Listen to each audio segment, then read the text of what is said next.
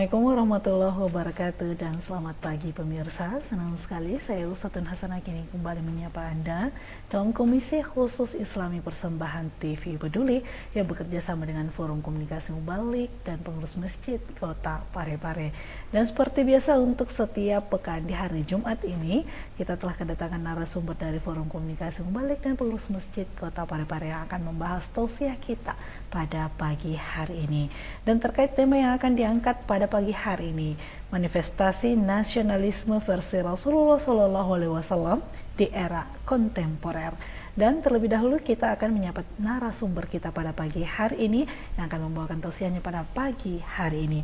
Assalamualaikum Ustadz. Waalaikumsalam warahmatullahi wabarakatuh. Bersama dengan Ustadz Dr. Agus Muhsin MAG yang juga salah satu dosen terbaik saya di IAIN Parepare ketika berkampus dahulu. Dan terkait tema yang diangkat pada pagi hari ini, Ustadz langsung saja kami persilahkan untuk membawakan tema kita dengan manifestasi nasionalisme versi Rasulullah SAW di era kontemporer. Silakan Ustadz. Bismillahirrahmanirrahim. Assalamualaikum warahmatullahi wabarakatuh. Waalaikumsalam. Alhamdulillahi rabbil alamin. Wabihi nasta'inuhu ala umurid dunya waddin. Wassalatu wassalamu ala asyrafil anbiya'i wal mursalin Sayyidina Muhammadin wa ala alihi wa ashabihi ajma'in, amma ba'd. Alhamdulillah, kita bersyukur kepada Allah atas limpahan rahmat yang diberikan kepada kita semua. Allahumma salli ala Sayyidina Muhammadin wa ala alihi wa sahbihi wa sallim. Kita bersalawat dan bersalam kepada junjungan Nabi kita, Nabi Allah Muhammad sallallahu alaihi wasallam.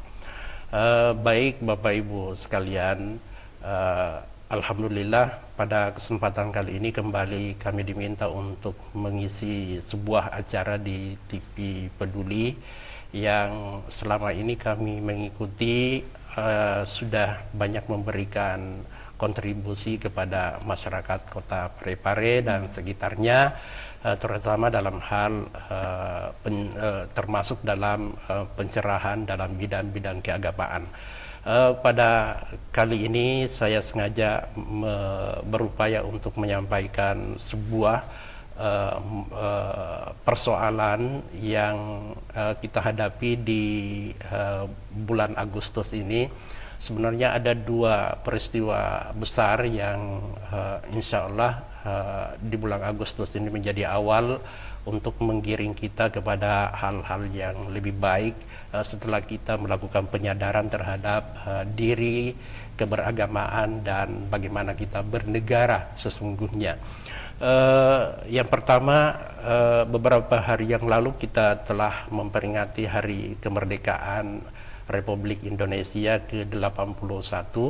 Lalu kemudian yang kedua, insya Allah berikut kita akan memperingati hari lahirnya baginda Rasulullah Sallallahu Alaihi Wasallam yang biasa kita sebut dengan Maulidir Rasulillah Sallallahu Alaihi Wasallam.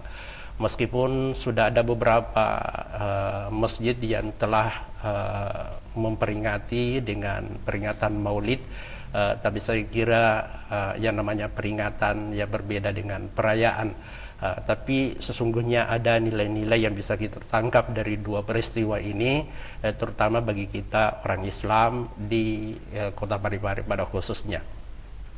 Lalu saya mencoba melihat bagaimana nasionalisme itu yang selama ini ada sebuah pernyataan yang paling umum dan sering kita dengar, hubbul watan minal iman. Pernyataan ini sebenarnya bukan hadis ya, tapi sebuah statement atas sebuah kecintaan untuk membangkitkan semangat jihad dari orang-orang Islam untuk mengusir penjajah ya. Hubbul watan minal iman, cinta terhadap tanah air itu adalah sebahagian daripada iman. Dan jargon ini sebenarnya sangat ampuh ya, dan dari historinya ternyata eh, luar biasa membangkitkan semangat patriotik dari bangsa kita ini. Nah, cinta terhadap tanah air, sebenarnya kalau kita kaji di dalam Islam, kita temukan ada satu dalil dan beberapa dalil yang terkait dengan itu. Terutama misalnya ketika Nabi Ibrahim alaihissalam berdoa kepada Allah, dan doanya itu memberikan simbol atas kecintaannya terhadap Mekah, ya. Rabbi ja'al hadza balada amina warzuq ahlahu minats tsamarati. Jadi wahai Tuhanku, jadikanlah negeri ini negeri yang aman, warzuq ahlahu minats tsamarati, dan berikanlah rezeki dari penduduk-penduduknya itu berupa buah-buahan. Jadi kecintaannya itu dituangkan dalam doa, meskipun dalam doa secara spiritual, tapi pada dasarnya memberikan pesan-pesan, ya, bukan hanya sebagai pesan spiritual, tapi ada pesan-pesan nasionalisme, ya, pesan-pesan atas kecintaan terhadap negerinya. Dan ini diwariskan kepada baginda Rasulullah Sallallahu Alaihi Wasallam, yang suatu ketika Rasulullah diminta oleh Allah untuk berhijrah ke Madinah atas dasar permintaan dari penduduk Yasrib ketika itu yang belum berubah menjadi Madinatul Munawwarah. Maka Rasulullah diperintahkan oleh Allah Subhanahu wa taala untuk datang ke Yasrib, menyelesaikan konflik antara beberapa bani yang ada di Yasrib ketika itu. Maka Rasulullah meninggalkan Mekah, dan Rasulullah mengatakan bahwa wahai Mekah, engkau itu adalah kecintaanku. Lalu kemudian lanjut beliau mengatakan, wahai Mekah, jika sekiranya ini bukan perintah dari Allah Subhanahu wa taala, maka niscaya aku tidak akan meninggalkan engkau wahai Mekah. Lalu kemudian Rasulullah berhijrah ke Madinah. Ternyata setelah di Madinah, Rasulullah kembali menanamkan kecintaannya terhadap Madinah, dan Rasulullah membangun Madinah dengan baik, dan disitulah awal menyebarnya peradaban Islam hingga pada akhirnya sampai ke bumi Nusantara kita ini, termasuk di kota Parepare. Nah, ada yang menarik atas langkah-langkah yang dilakukan oleh baginda Rasulullah, sebab ketika kita menelusuri, Allah tidak pernah mengatakan kepada baginda Rasulullah, datanglah ke Madinah dan bangun Madinah sebagai negara. Ya, Allah tidak pernah mengatakan seperti itu.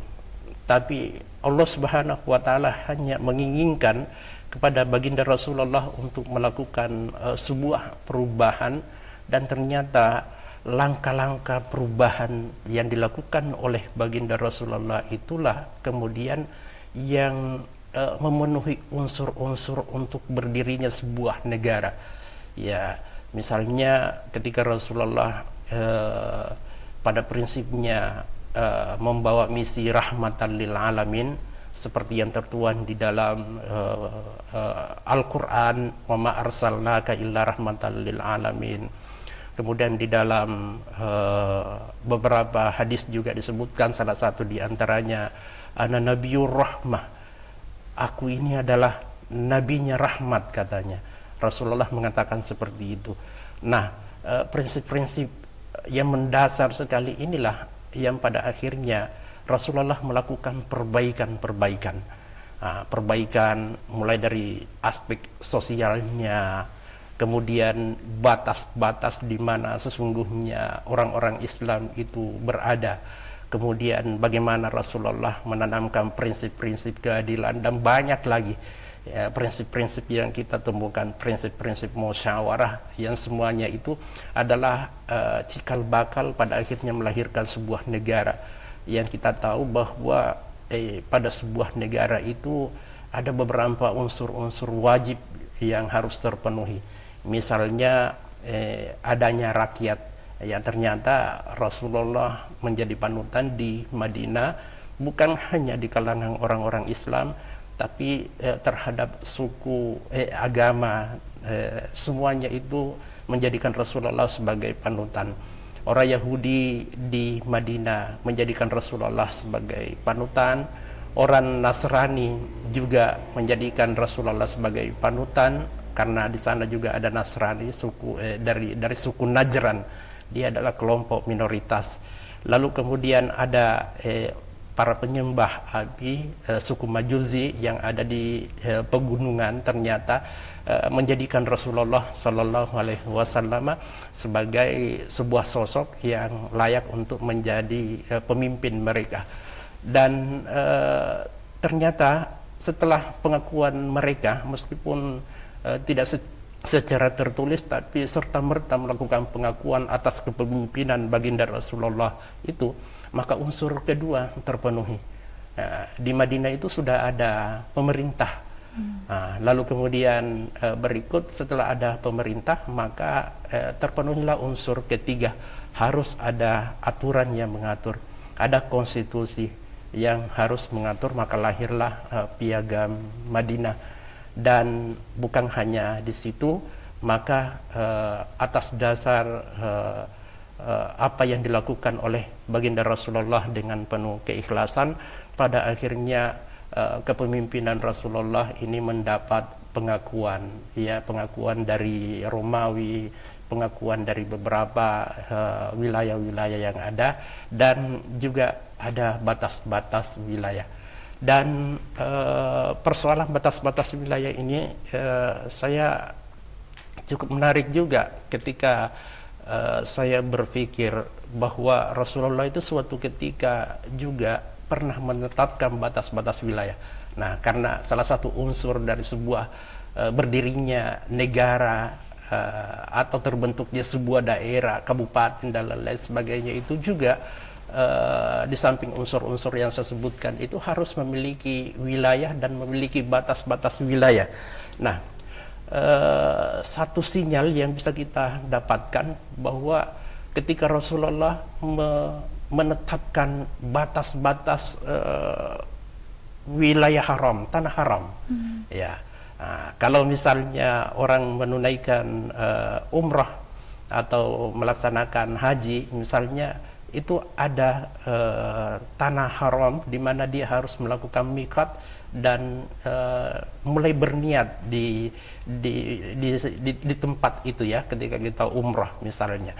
Nah, itu ada 4 batasnya, dan batas-batas wilayah itu kalau kita pikir-pikir bukan hanya sekedar menetapkan batas-batas wilayah tanah haram, tapi kira-kira seperti apa, ya, proses untuk menetapkan batas-batas wilayah tanah haram itu. Ya, pertanyaan selanjutnya, bagaimana caranya baginda Rasulullah untuk menetapkan batas wilayah itu, bahwa di sinilah batas wilayah tanah haram? Karena persoalan batas ini bukan hanya terkait dengan masalah politik dan urusan pemerintahan, tapi juga ternyata terkait dengan masalah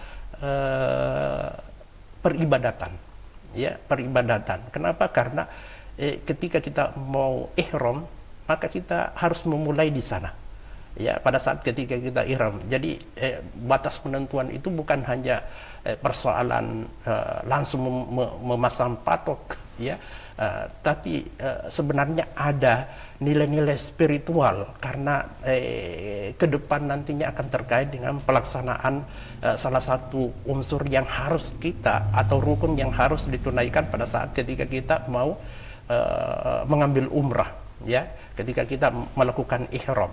Nah, berarti ada nilai-nilai spiritual. Saya berpikir kira-kira seperti apa Rasulullah menentukan dan menetapkan batas-batas itu.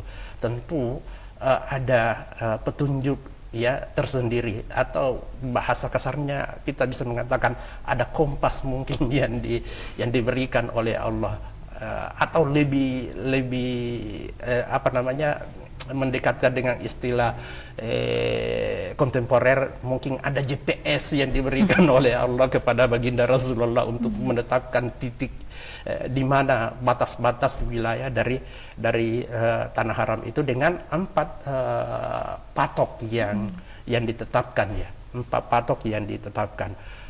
Saya mengatakan bahwa ternyata teknologi GPS yang kita agung-agungkan sekarang ini, Rasulullah itu sebenarnya sudah lama memiliki itu dan sudah memberikan kepada para sahabat-sahabat yang ditugaskan untuk melacak dan memasang patok di mana batas-batas wilayah tanah haram itu. Dan meskipun referensinya saya belum menemukan, tapi pernah saya mendengar bahwa Rasulullah itu sempat mengatakan bahwa silahkan sahabat-sahabatku yang akan menetapkan di mana patok batas tanah haram itu, silahkan berjalan dan ikuti saja sampai di mana cahaya, karena Rasulullah memperlihatkan, apakah kalian sudah melihat cahaya itu, dan silahkan Anda berjalan, ikuti cahaya itu, di mana batas cahaya itu, maka disitulah nanti kau letakkan batas-batas wilayah tanah haram itu. Wah, ini menarik sekali nih, ya. Kasus kita ini untuk penetapan patok saja, ya, tidak usah dalam konsep kenegaraan, ya.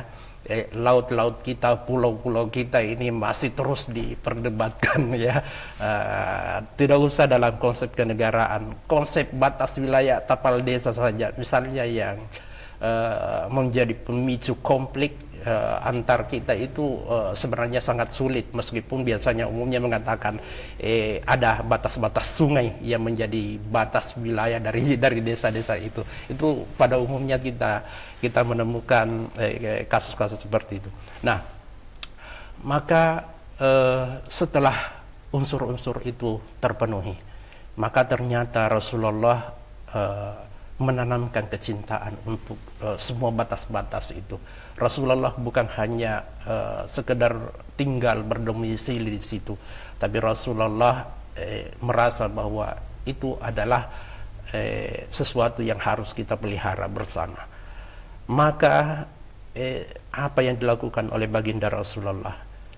Rasulullah menanamkan beberapa prinsip-prinsip untuk memelihara itu. Ada prinsip keadilan, ada prinsip musyawarah. Kemudian Rasulullah melarang jangan ada yang merusak, ada yang ini, ya. Jadi segala sesuatu yang bisa merusak itu maka Rasulullah larang, ya. Bahkan dalam sabdanya yang begitu sederhana, Rasulullah mengatakan, janganlah kamu memilih pemimpin yang jahat, ya. Jangan kamu memilih pemimpin yang jahat, karena sesungguhnya kalau kamu membiarkan itu, nantinya akan terjadi perbuatan-perbuatan maksiat di mana-mana, dan pada akhirnya kalian akan dipimpin oleh orang-orang yang maksiat. Kalau itu yang terjadi, padu'a'u khiyarikum, doa-doa orang yang terpilih, ustaz-ustazmu, kiaimu yang begitu hebat amalannya, tidak akan diterima doanya. Karena khiyar itu bukan hanya ustadz, bukan hanya kiai. Pemimpin itu juga adalah khiyar, orang-orang terpilih, orang-orang terbaik di antara kalian. Jadi pemimpin itu juga adalah orang-orang terbaik, dan doanya diijabah. Para tokoh-tokoh masyarakat, tokoh adat, tokoh pendidik, tokoh itu adalah khiyar. Allah memberikan jaminan bahwa doa mereka itu diterima, ya, doa-doa mereka diterima. Tapi ketika dipimpin oleh orang-orang yang tidak beres, maka du'a'u khiyarikum, doa-doa daripada orang-orang terpilih di antara kalian, yang terbaik di antara kalian itu, la yustajabu lahu, tidak akan diterima oleh Allah Subhanahu wa taala. Nah, terakhir pesan yang saya sampaikan bahwa di dalam Islam itu kecintaan terhadap negara sebenarnya dicontohkan oleh baginda Rasulullah Sallallahu Alaihi Wasallam, dan itu diwarisi oleh para ulama-ulama kita. Sebenarnya dalam setiap hari Jumat itu sudah disampaikan oleh khatib, cuma karena dia menggunakan bahasa Arab, ya pada akhirnya pesan-pesan itu tidak bisa kita tangkap. Ya, doa-doa terhadap negerinya itu selalu dimunculkan dalam khutbah-khutbah Jumat pada khutbah keduanya, ya, mendoakan negerinya itu menjadi negeri yang aman, aminatan mutmainnah, ya, negeri yang aman dan tenang, tentram. Itu selalu tertuang dalam doa-doa para khatib. Dan sebenarnya andaikan kita bisa menangkap ini, ya, bisa menangkap ini, maka pada dasarnya orang Islam lah yang paling yang paling tinggi nasionalismenya, kalau dia bisa menangkap pesan-pesan doa itu, ya. Karena bagaimana bisa terwujud aminatan mutmainnah kalau misalnya kita semua maksiat, kalau semuanya ada yang korupsi, kalau semuanya saling mengganggu, saling ini, bagaimana terwujud aminatan mutmainnah itu? Jadi pesan-pesan keberagamaan itu semestinya harus diwujudkan, sampai-sampai sebenarnya pesan-pesan itu meskipun dalam bentuk doa, tapi di samping dia doa ada beberapa motivasi untuk melakukan hal-hal baik di dalam doa-doa itu, cuma karena kita tidak menangkapnya. Jadi saya juga sekedar ingin menyampaikan bahwa doa-doa itu bukan keampuhannya bukan hanya pada saat ketika membaca lafaz doa itu, tapi bagaimana kita mewujudkan itu. Ya, doanya sudah mengatakan mewujudkan aminatan mutmainnah, mewujudkan aman dan tentram, aman dan damai, aman dan tenang. Tapi pada prinsipnya perilakunya tidak mengarah ke sana. Ya, bagaimana doanya bisa diijabah oleh Allah. Jadi jadikanlah doa itu bukan hanya sebagai pemahaman terhadap lapasnya, tapi bagaimana mewujudkan, ya, pesan-pesan yang ada di dalam doa itu. Saya kira untuk sementara ini saya sampaikan. Baik, terima kasih Ustaz. Dengan tema manifestasi nasionalisme versi Rasulullah Sallallahu Alaihi Wasallam di era kontemporer. Tadi Ustaz Agus Muhsin telah menyampaikan bahwa memang benar bahwa di bulan Agustus yang juga merupakan bulan kemerdekaan ini masuk di dalam Rabiul Awal untuk bulan Hijriah yang alhamdulillah akan kita laksanakan bersama dan juga akan peringati bersama Maulid Nabi Muhammad Sallallahu Alaihi Wasallam. Hubbul watan minal iman, cinta terhadap tanah air sebagai sebagian dari iman, juga merupakan salah satu akhlak yang patut menjadi tauladan bagi kita, khususnya sebagai umat muslim yang bisa tidak hanya mencintai diri sendiri tetapi juga mencintai tanah air dan negara kita tercinta. Tadi membahas hijratul Rasulullah SAW dari kota Mekah ke kota Madinah, hingga membahas adanya piagam Madinah yang menjadi ataupun latar belakang konstitusi untuk negara dan juga khususnya di kota Madinah di era umat Islam yang dahulu kala. Tentu ini menjadi simbolis bahwa memang benar bahwa Rasulullah SAW telah memberikan contoh teladan bagi kita terdahulu sebelum akhirnya bisa menjadi teladan bagi umat Islam yang ada hingga saat ini. Dan juga sebagai bentuk NKRI dan Pancasila juga sudah sangat selaras dengan adanya piagam Madinah yang disampaikan dari Ustadz tadi. Dan juga untuk membahas lebih lanjut terkait tema kita pada pagi hari ini, pemirsa jangan kemana-mana, tetap bersama kami di TV Peduli.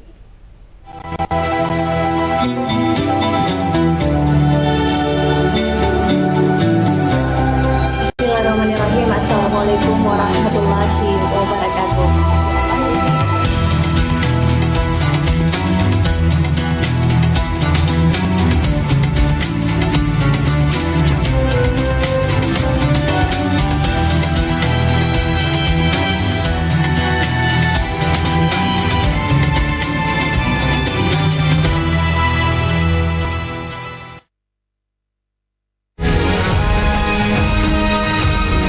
Assalamualaikum warahmatullahi warahmatullahi wabarakatuh. Saya Harmanikam. Suradi Sugiarto. Saya Trianti Sulaiman. Saya Uswatun Hasanah. Hadir di layar televisi Anda dengan suguhan informasi yang telah dirangkum tim redaksi kami. Kita mulai news update selengkapnya.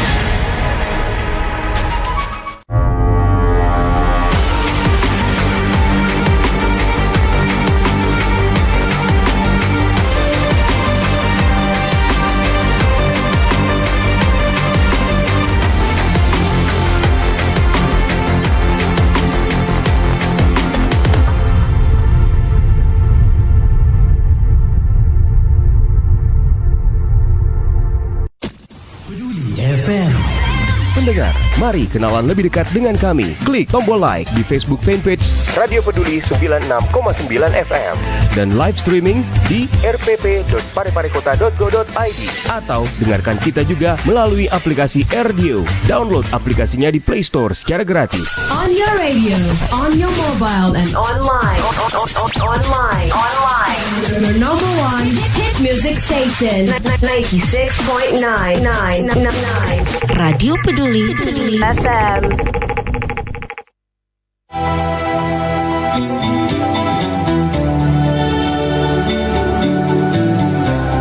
Bismillahirrahmanirrahim. Assalamualaikum warahmatullahi wabarakatuh.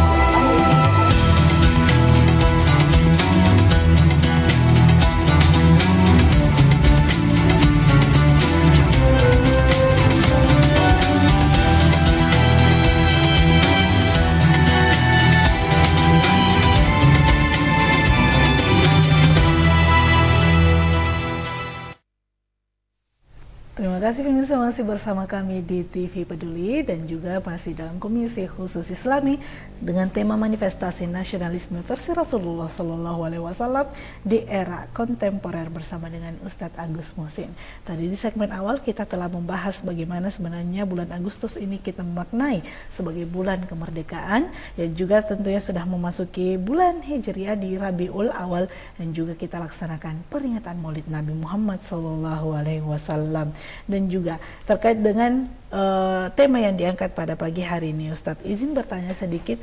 Di era digitalisasi, hoax ataupun ujaran kebencian yang menyebar kemana-mana tentunya memicu atau juga memicu perdebatan antar umat agama maupun juga nilai nasionalisme kita sebagai umat.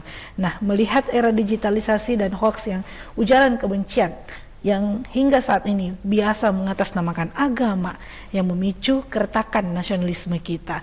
Bagaimana pendapat dari Ustadz Agus Muhsin untuk terkait hal tersebut? Silakan Ustadz. Nah, pertanyaan ini saya kira cukup menarik ya, dan sudah mengarah kepada fakta sosial yang kita hadapi sekarang ini. Digital itu bagus ya, banyak memberikan perkembangan di mana-mana itu karena dukungan daripada digital itu. Ya, terjadinya perubahan secara drastis itu karena pengaruh digital.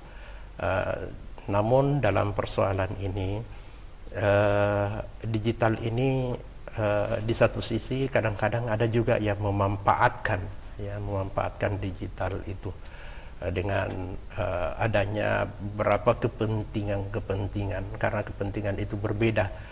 Ya, kalau tadi saya menggambarkan bagaimana Rasulullah, tujuan utamanya Rasulullah itu berbuat adalah untuk melakukan perbaikan, melakukan islah, ya, kebaikan, menebar kebaikan dimanapun. Ya, tapi ya namanya manusia ya, ada yang menginginkan sebuah perubahan atas kebaikan, tapi di sisi lain ada juga yang ingin melakukan perubahan ya karena ingin merusak sebuah tatanan.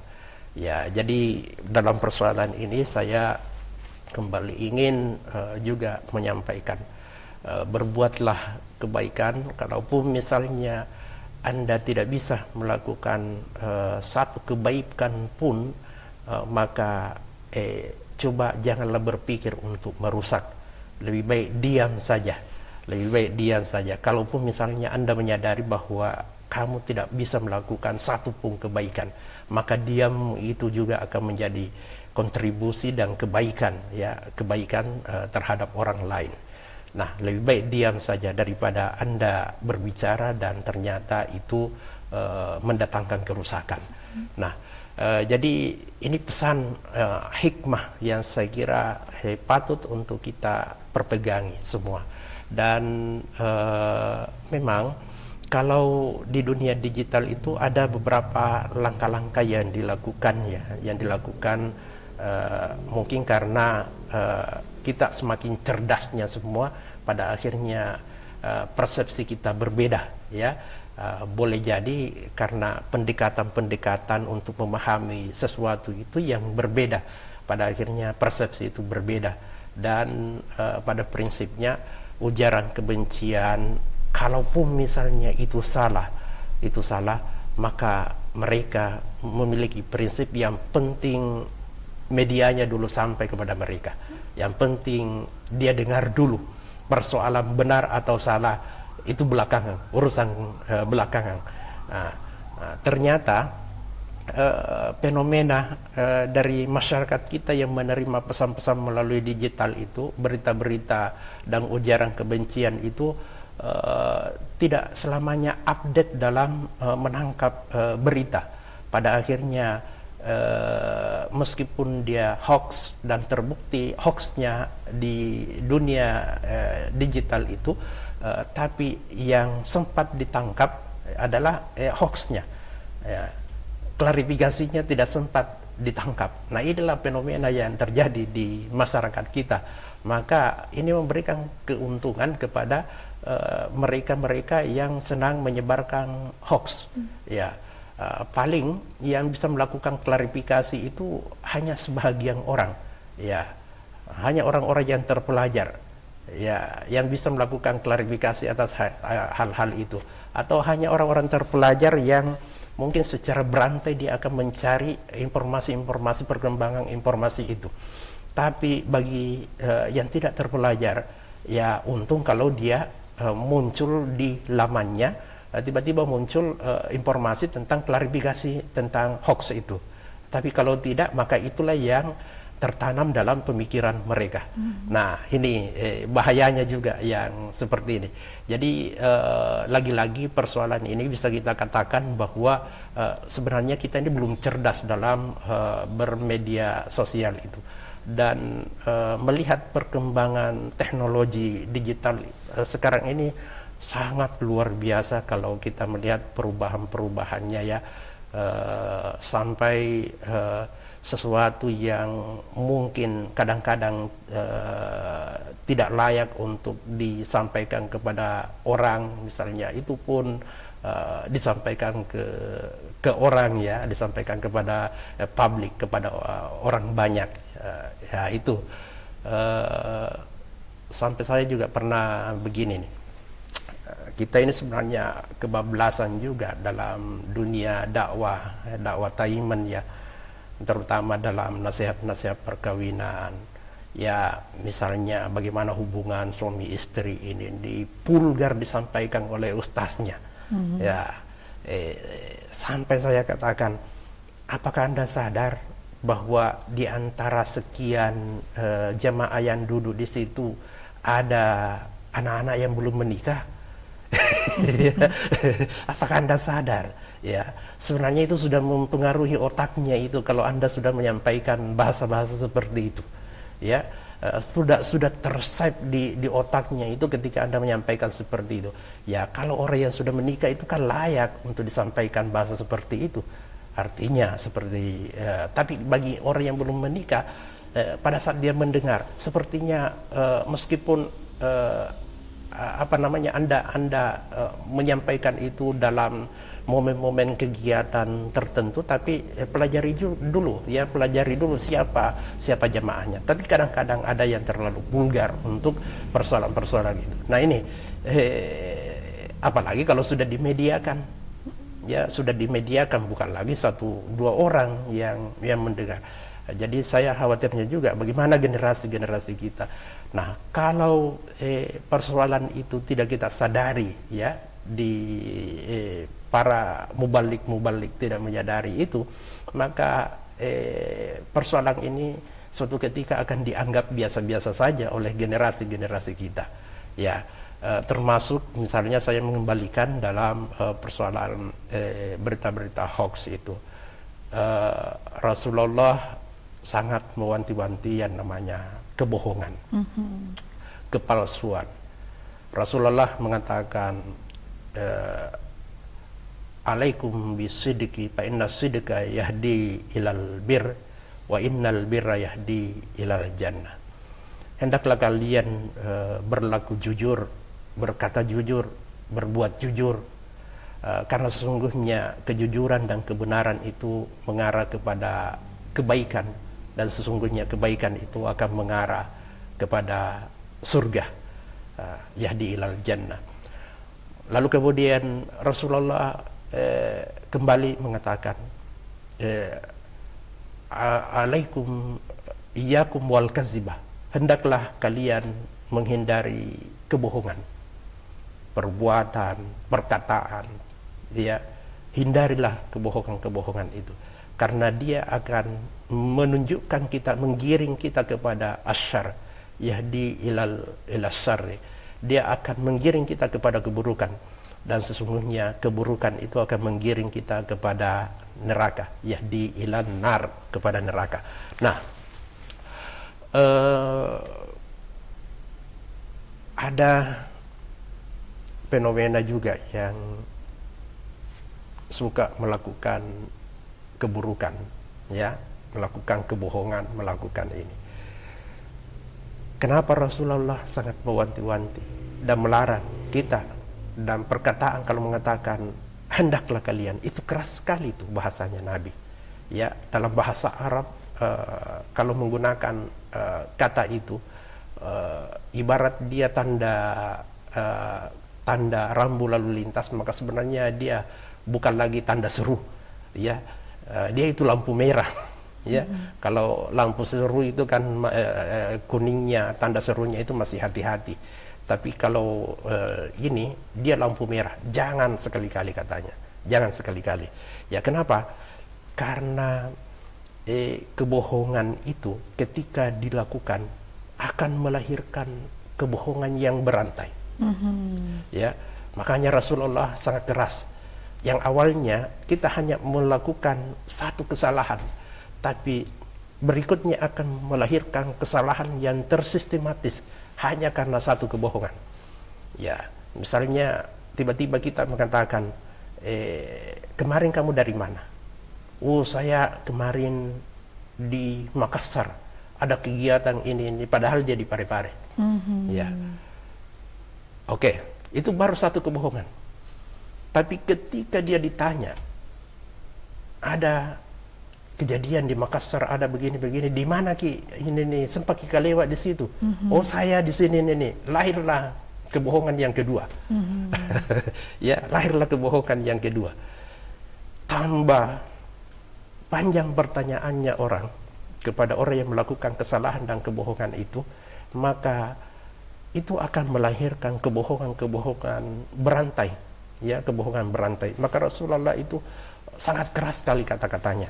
Ya, jadi satu kali kita menyebarkan hoax, ya, lalu kemudian ada yang mengklarifikasi hoax itu, maka lahirlah, ya, berita berikutnya untuk mendukung apa yang kita sampaikan. Ya, dia akan mendukung dan saya akan mau melakukan pembenaran terhadap apa yang disampaikan. Nah, lahir lagi ini dengan beberapa persepsi dan lain-lain sebagainya, pada akhirnya nanti akan melahirkan kebohongan-kebohongan yang berantai. Ya, tahukah kita bahwa dari kebohongan-kebohongan yang kita lakukan itu dari media sosial bukan hanya merusak satu orang, ya, tapi banyak orang yang bisa dirusak, ya, banyak orang yang bisa dirusak. Makanya di satu sisi teknologi digital ini cukup memberikan manfaat bagi kita, kalaupun misalnya kita ingin melakukan kebaikan. tapi kapan kita memiliki tujuan untuk mengkonstruk sebuah kebohongan dan kepalsuan, maka sebenarnya itu cukup berbahaya. Dan saya pernah membaca di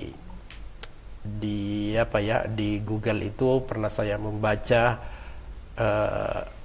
daftar nama-nama presiden yang jatuh karena media sosial. Wah, ini ternyata ada 7 presiden yang jatuh gara-gara media sosial.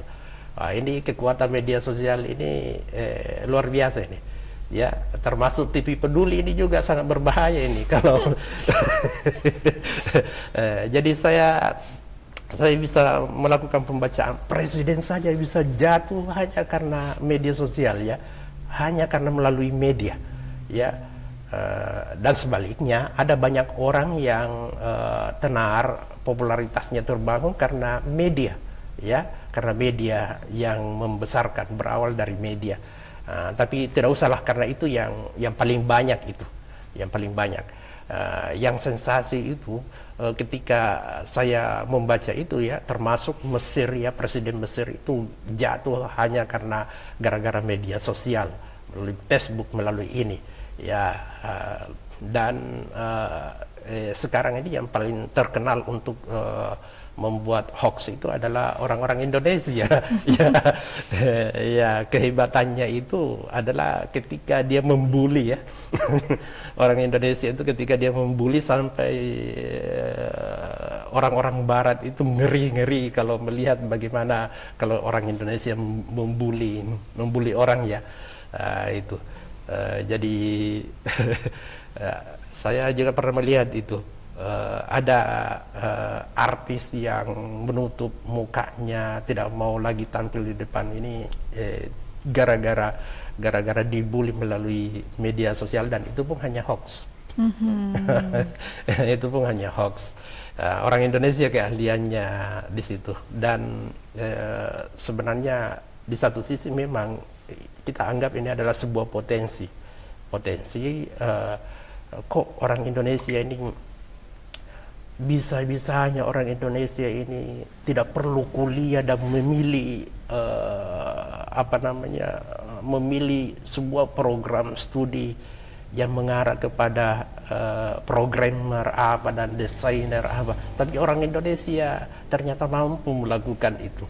Tidak pernah kuliah, kan, tidak pernah ini, tapi dia bisa membuat program, bisa membuat desain, bisa ini.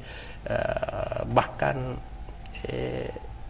ya ada persoalan apakah hasilnya itu benar atau dia hoax atau bagaimana, ya kita terlepas dari situ. Artinya kalau hoaxnya itu yang haram, ya, itu yang haram.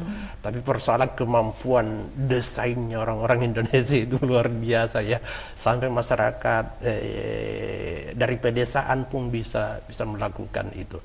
Dan saya kadang-kadang juga berpikir untuk menghasilkan sebuah karya hasil rekaman video yang ini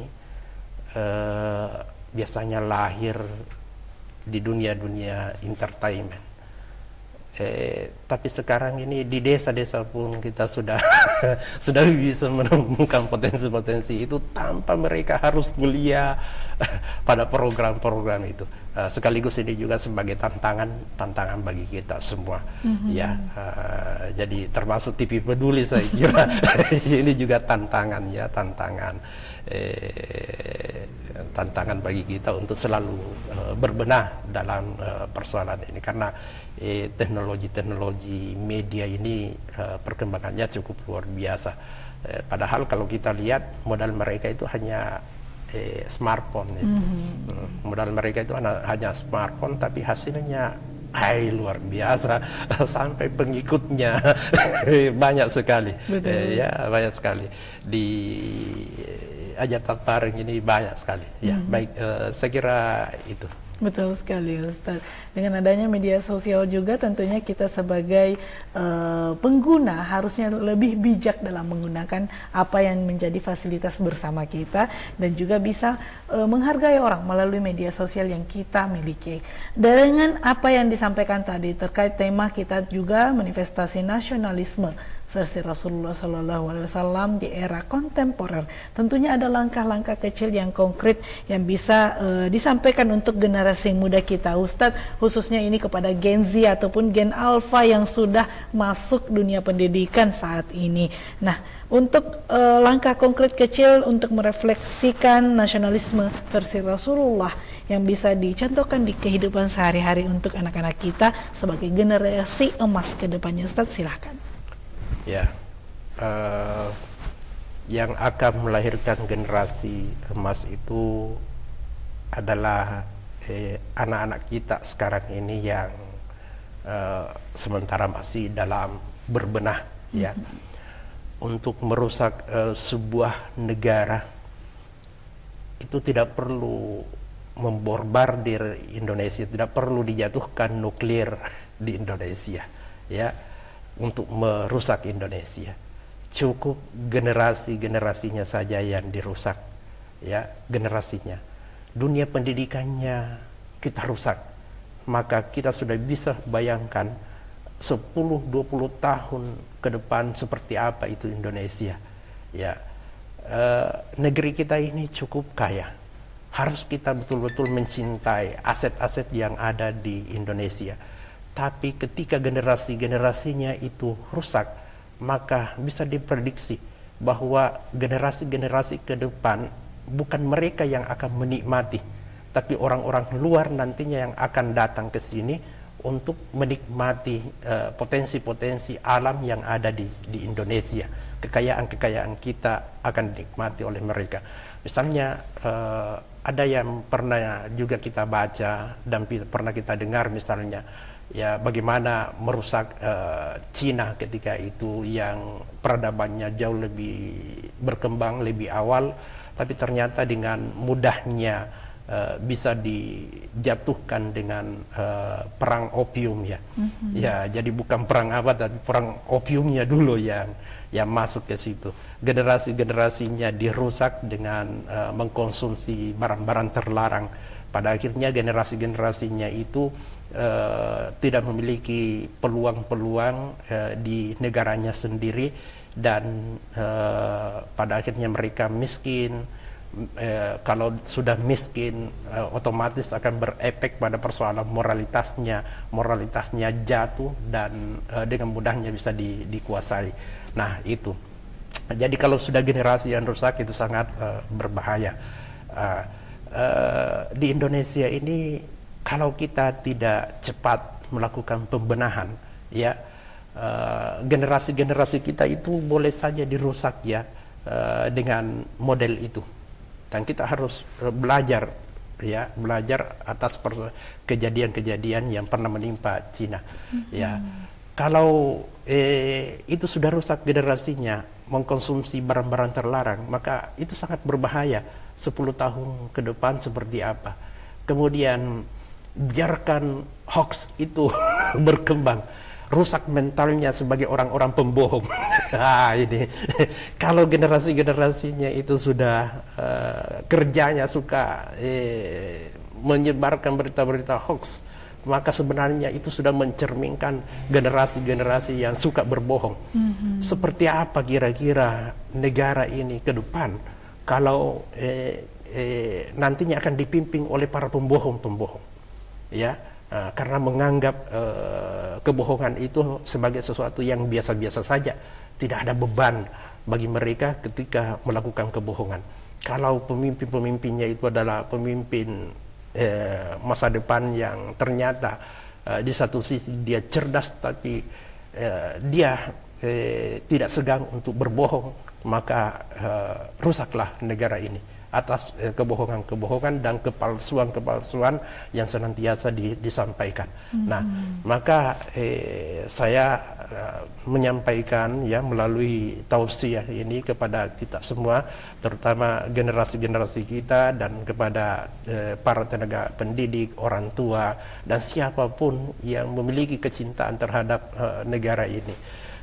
Maka cobalah hindari persoalan-persoalan seperti ini yang saya sampaikan tadi, yang bisa merusak negara kita. Ya, negeri ini harus kita cintai bersama, harus kita bangun.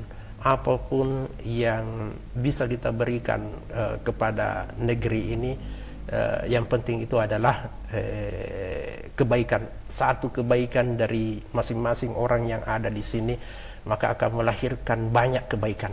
Ya, satu saja kebaikan.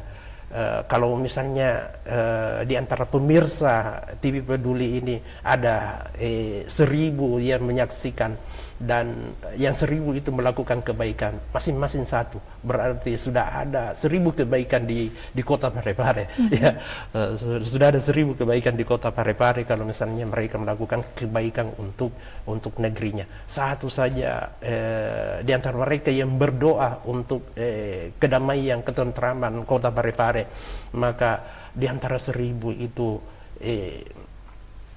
masa tidak ada doa yang diijabah oleh Allah di antara 1.000 itu. Ya, di antara 1.000 itu, dan 1.000 yang melakukan kebaikan. Di antara 1.000 itu kalau ya boleh jadi ada di antara 1.000 itu doa-doanya. Ini baru pada level doa. Tapi di antara 1.000 itu ternyata ada 1.000 yang melakukan keburukan, ada yang melakukan kebohongan. Kira-kira seperti apa ini kota Parepare kalau sudah 1.000 yang melakukan keburukan dan kebohongan, manipulasi dan lain sebagainya. Nah, ini kalkulasinya realistis dan cukup sederhana, tapi itu adalah sesuatu yang berantai. Jadi saya melihat bahwa kesalehan atau kebaikan-kebaikan yang kita miliki itu sepertinya tidak cukup kalau hanya memelihara kesalehan dan kebaikan pribadi itu. Tapi coba kita berpikir bagaimana kebaikan dan kesalehan dalam skala sosial, ya, bukan kesalehan individual, tapi dia adalah kesalehan sosial. Ya, kesalehan sosial. Jangan hanya berpikir untuk dirinya sendiri, tapi cobalah berpikir untuk orang lain. Bagaimana melakukan kebaikan-kebaikan untuk orang lain. Dan satu kebaikan saja, saya kira itu tidak sulit, ya, tidak sulit untuk melakukan satu kebaikan. Karena agama menerima kebaikan itu. Berniat saja orang di dalam hati yang tidak perlu tidak perlu dilakukan dengan perbuatan-perbuatan jasadi secara fisik, tapi niatnya itu adalah niat-niat yang baik. Sudah tercatat kebaikan dalam agama kita, ya, dalam agama kita sudah diberikan pahala-pahala kebaikan. Maka tidak sia-sia dan tidak sembarang juga Rasulullah itu menyebutkan dan mengajarkan kepada kita yang namanya husnuzon, ya, husnuzon. Bagaimana prasangka kita itu adalah prasangka baik. Prasangka baik itu tidak perlu diwujudkan dalam bentuk kerja-kerja nyata, tapi cukup hati saja yang mengakui bahwa itu adalah sesuatu yang baik. Ya, berprasangka kepada orang lain bahwa itu adalah baik, maka sebenarnya itu sudah mendatangkan pahala yang besar. Sampai Allah sendiri mengatakan, ana inda zonni abdi, saya itu berada pada prasangkanya hambaku. Ya, jadi kalau hambaku itu beribadah dan melaksanakan sholat 1000 kali dia mengangkat tangannya bertakbir Allahu Akbar, salatnya itu tidak akan pernah diterima karena prasangkanya buruk terhadap saya. Tapi kalau prasangkanya baik kepada saya, maka itulah salatnya yang diterima. Itu. Jadi prasangka ini ternyata sesuatu yang yang dahsyat sekali kalau saya dalam pelaksanaan ibadah-ibadah kita. Ya, prasangka baik itu seperti apa? Ya, kalau dan itu juga sangat berbahaya ya, prasangka buruk itu, ya maksudnya prasangka buruk. Kalau kita baru mau keluar dari rumah, kemudian prasangkanya kita prasangka buruk, wah bahaya sekali. Ya, baru kita mau keluar dari rumah, tiba-tiba kita ini, taruhlah misalnya, kalau saya nanti ketemu dengan ini, saya lihat ini, dia gerakkan tangannya, maka saya nanti lebih duluan nanti akan ini, daripada dia duluan ya. Misalnya, itu kan prasangka buruk itu. Ya, kira-kira bagaimana kalau baru keluar dari rumah kita sudah melakukan prasangka buruk terhadap orang lain, ya. Baru keluar dari rumah sudah melakukan prasangka buruk, maka semua yang kita temui itu pasti kita mengatakan, maka mana ya roh. Misalnya ya, ini orang-orang tidak beres, ini orang-orang ini. Itu karena berawal dari prasangka tidak baik. Jadi itu saya kembali menyampaikan hal-hal yang sederhana ya. Generasi kita ini memang harus kita pelihara dengan baik ya. Hindari segala hal-hal yang bisa merusak ya. Tantangan kita itu tadi untuk generasi kita sekarang ini, tantangan yang paling signifikan itu barang-barang haram, kemudian yang kedua adalah hoax ya, kebiasaan hoax itu. Nah, kalau dua ini sudah aman ya, maka saya yakin yang lainnya itu bisa dipelihara dengan baik. Kalau sudah berhasil dalam dua persoalan ini, saya khawatir begini, Rolali dengan potensi sumber daya alamnya yang luar biasa tidak akan dinikmati oleh generasi-generasi kita, ya, hanya akan dinikmati oleh, boleh jadi dia bukan orang Indonesia, tapi mereka yang menikmati. Misalnya contoh kecil dalam dunia kerja, boleh jadi generasi-generasi kita itu hanya mendapatkan peluang-peluang kerja menjadi buruh kasaran, ya, buruh kasaran. Ya, mereka jadi buruh, pekerja-pekerja kasaran. Sementara yang duduk enak di dalam itu misalnya bukan orang kita, ya, maksudnya bukan orang Indonesia ya, yang duduk enak di dalam di ruangan yang ber-AC, tapi tempat-tempat yang penuh dengan debu ditempati oleh ini, ya, kira-kira apa? Jawabannya paling tidak mengatakan ilmumu tidak mendukung, keterampilanmu tidak mendukung. Oke, bisa kita terima, tapi pernahkah kita bertanya, kenapa peluang-peluang itu tidak dimiliki oleh orang Indonesia? Ilmunya tidak mendukung, skillnya juga tidak mendukung. Ya, boleh jadi mereka itu tidak cerdas, kurang cerdas. Mereka ya, ini dalam tanda petik ini, ya, sampai diposisikan di situ. Atau kita lah, jangan mengatakan mereka, kita pun, ya, bahasa kita lah, kita ini kurang cerdas. Boleh jadi karena adanya pengaruh-pengaruh itu tadi, langkah-langkah pembodohan, memberikan kebiasaan-kebiasaan buruk, sifat pemalas, suka bergosip, suka hoax, kerjanya hanya hoax, suka ini, bahkan ada yang dirusak dengan barang-barang terlarang. Mereka pada akhirnya terlena dalam keadaan seperti itu. Pendidikannya gagal. Kalau pendidikannya gagal, peluang kerjanya juga terbatas. Betul, ya, pendidikannya gagal, kemampuan skillnya juga terbatas karena tidak maksimal dalam pendidikannya. Padahal kalau kita lihat lembaga-lembaga pendidikan itu sudah menyiapkan, saya mau menjadikan siswaku, mahasiswaku nanti akan menjadi hebat dalam bidang ini. Itu ada profil ya, profil kerjanya seperti apa. Nanti akan bekerja di sini, nanti akan bekerja di sini. Diberikanlah keterampilan-keterampilan, diberikanlah mata kuliah, mata pelajaran yang bisa mendukung nantinya dia akan menjadi seperti apa yang dituangkan dalam profil kerjanya.